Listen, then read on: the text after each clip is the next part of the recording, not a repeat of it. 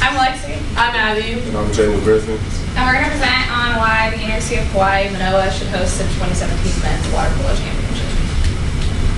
Okay, so why the University of Hawaii? And we had decided that this is the best place to host it because growing up, like, everyone dreams about going to the national championship. Like, that's what you work hard for. Like, during your sport, like, you did everything for this. So why not have it in your dream place? Alright, so today we'll be talking about lodging, budget, jobs, agreement, the committee, sponsors, and the budget. Alright, we have Josh presenting on all the different jobs. The topics we're going to be discussing in our presentation are the lodging, budget, the jobs, agreement, committee, and our sponsors. For our lodging for this tournament, we have found 10 hotels. First there is Ala Moana Hotel, which costs $159 a night and it's 2.2 miles away from the pool.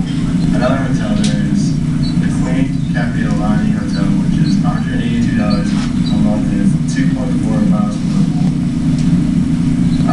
There is also the Luana Waikiki Hotel, which is $119 a night and 1.6 miles from the pool. There's the Prince Waikiki Hotel, which is $249 a month and it's 2.1 miles from the pool.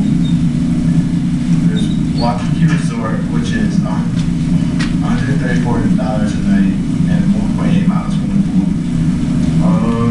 We also have the Outrigger Reef Waikiki, which is $195 a night and 2 miles from the pool. There is the Ohio Waikiki East, which is $99 a night, which is the cheapest out of all the hotels, and it's 2.8 miles from the pool. The Aston Waikiki Beach is only $147 a night, and it's 2.6 miles from the pool. Then there's the Surf Jack Hotel, which is $157 a night, and 1.9 miles from the pool. And lastly, there's the Park Shore Waikiki and Aqua Hotel, which is $145 a night and 2.7 miles from the pool.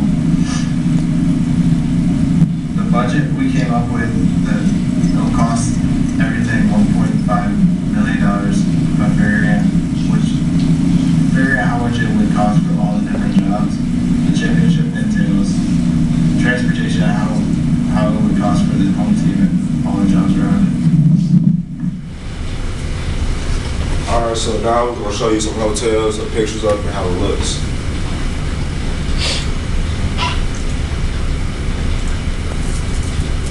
Alright, so lodging.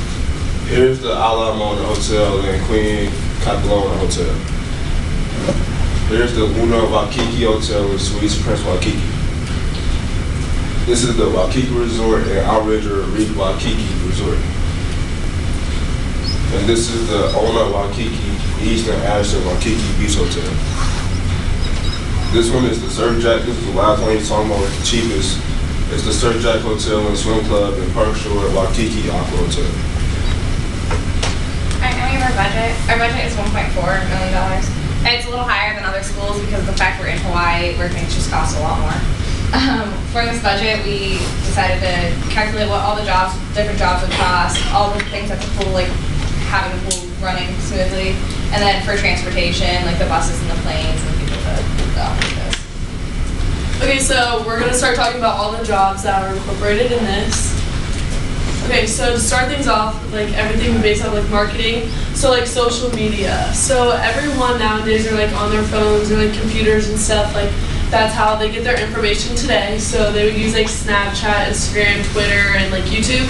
So during the games and like actually like before to get this whole national tournament out, we're gonna use like social media, and then also we're gonna have a camera crew and then like the lighting crew to make sure that everything's operating well. And then also on top of that with like the Wi-Fi, we're gonna have like two different types of Wi-Fi, like one for like the workers to make sure that everything's running smoothly, for like the social media program and like the camera crew and everyone. And then we're also gonna have a second part of the Wi-Fi for like the guests coming in so they can use their phones. And then we're also gonna have someone make a highlight video for both of the teams, so we have that. And then we're gonna have someone work the NCAA website to put up like information about like scores and all that, so people who do not attend have the information. And then also transportation, so we're gonna have like flight attendants and pilots incorporated with the planes to get everyone over to Hawaii. And then we're gonna have like bus drivers and everything that goes with that to go to and from the planes. All right, before the game, we'll have ticket sales. Tickets will be around $35. And ticket sales basically for people who want to come, but like late notice. At first they really want to come, but now they really want to come. There's peer pressure, parking directors, to make sure everything goes organized, everybody comes in and out smooth. And parking tickets will cost around $10. And concession, if you're thirsty or want something to eat or just want a little snack, you get your chips, candy or anything like that.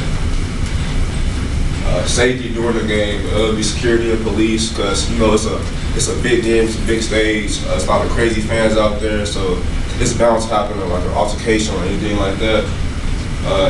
EMS is basically for anything, like anybody who gets injured during the game.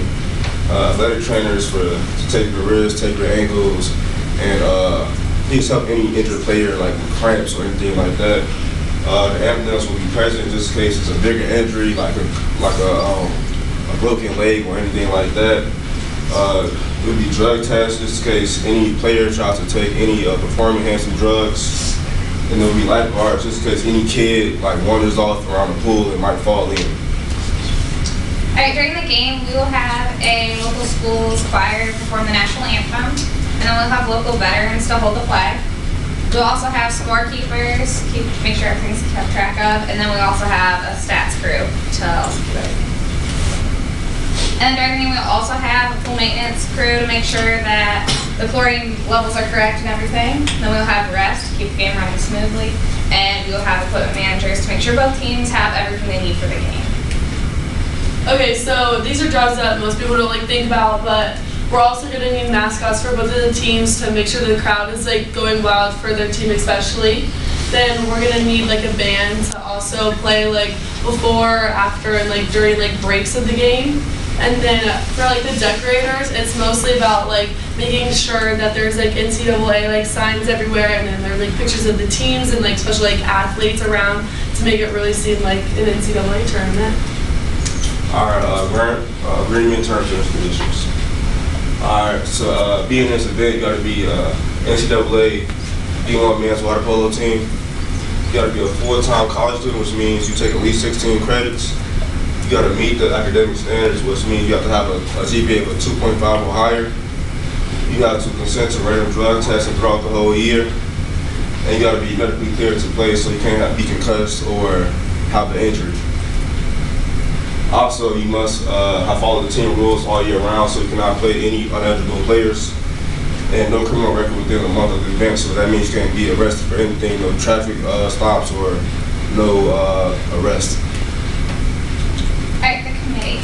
So for our committee, we have Matt Anderson, who's a head water polo coach. We have Matthew Kalish, who is associate director of athletics. We have Brian Kelly, who's a chair and also head water polo coach. We have John Vargas, who is a head men's water polo coach. We have Brian Streeter, who's the secretary of rules editor. And we have Dr. Robert E. Korb, who is the national coordinator of officials. And then we also have contacts based off of those committees. So we have Anthony Holman, who's the director of championships and alliances. Then Heidi Wooster, who's the assistant coordinator, championships and alliances. And then we have Michelle Forkner, assistant director, media coordinator, and statistics. And then we're also needed like sponsors for this whole championship because we could not do this without them. So these are two sets of sponsors that will have like signs also up and around to show our thanks for their donations and everything that they give. And Coca-Cola especially and like Under Armour will be on their like scoreboards because they give us like the most money with that. Alright, so there's our badge right here. So we came up with this badge. It says University of Hawaii, Moana. So at the bottom it would be like, if you're a coach, it would say coach at the bottom for the player. It's a player at the bottom, and basically what it is access to like anywhere in a school where you want to go. You can be on the floor, you can be in the press box, wherever you want to be, you can be there. These are references we use. So in conclusion, we feel that the University of Hawaii Manoa should host a championship due to the fact that they are prepared to put forth the budget. They are willing to follow all the terms and agreements, and who wouldn't want to go to Hawaii? I mean, it's amazing. And also to go along with that, like athletes, like they always, like their whole life, they like train to go to a special place and to like perform their favorite sport and just to put it all out there. So why not go to a beautiful resort and reward them for all their hard work that they've done?